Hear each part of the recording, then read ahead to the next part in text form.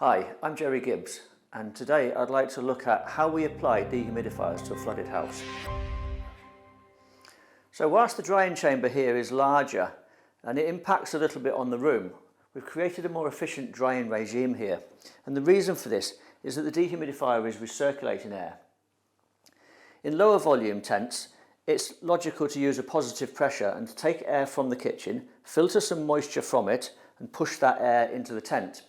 But that air is dictated by the moisture values that are already in the kitchen.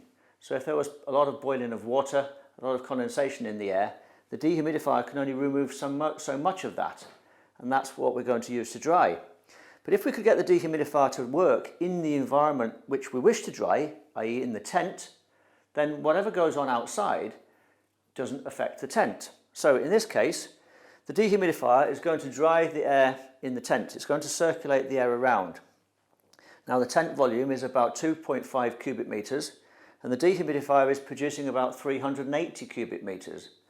So that says that the dehumidifier could exchange all of the air in this tent over 150 times every hour. And each time the air passes through the dehumidifier can absorb some water from it. So the air in here is going to get drier and drier and drier. And the drier the air gets, the quicker the moisture comes out of the materials, out of the wall, into the air, and the quicker we can dry. So this is an equal pressure system, pumping the air in. The only air outlet we have is the exhaust, because the dehumidifier has to purge its humidity somewhere.